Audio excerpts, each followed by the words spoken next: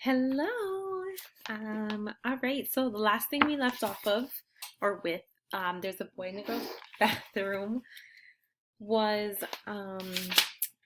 Jeff kind of ditched Bradley, right? They were friends, and then these boys invited Jeff to play basketball. And that was kind of it, right? So now they're not friends anymore. So that was kind of the one good thing going for Bradley. So let's see what happens, okay? Chapter 19.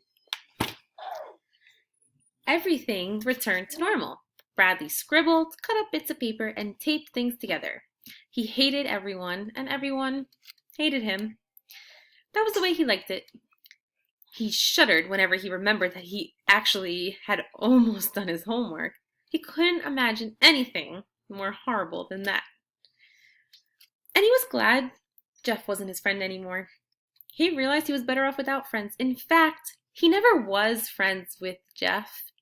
I was just pretending to be his friend. Was he really?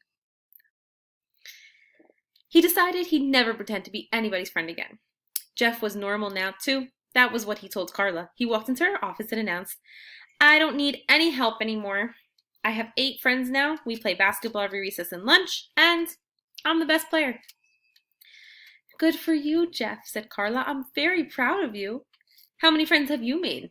he asked. "I don't keep score," said Carla. "I've made 8, said Jeff. "I've always considered quality to be more important than quantity when it comes to friendship," said Carla. 8, Jeff repeated, "and I'm not friends with Bradley anymore." "I'm so sorry to hear that. Why?" "Why, I'm not. I hate him. In fact," he looked around the room, "I gave him a black eye."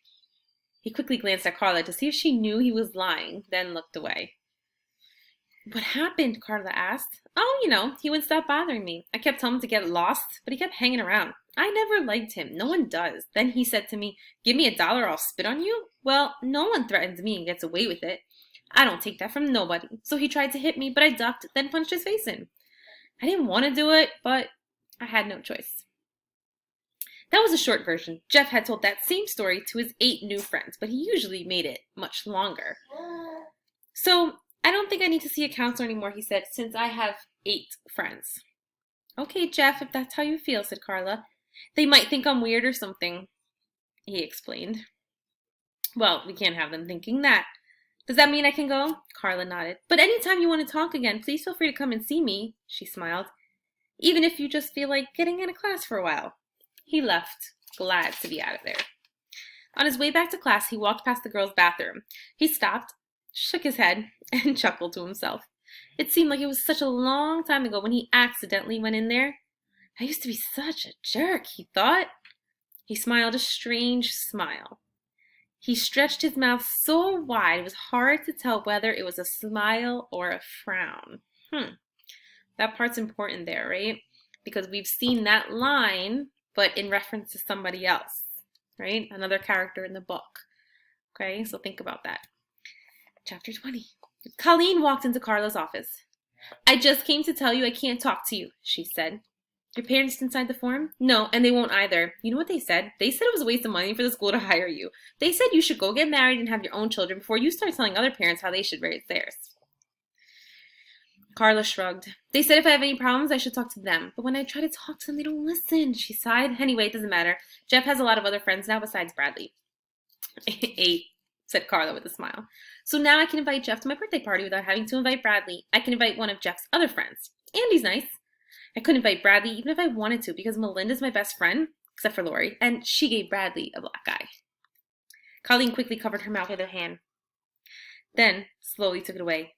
"That was supposed to be a secret," she said. "Melinda doesn't want anybody to know."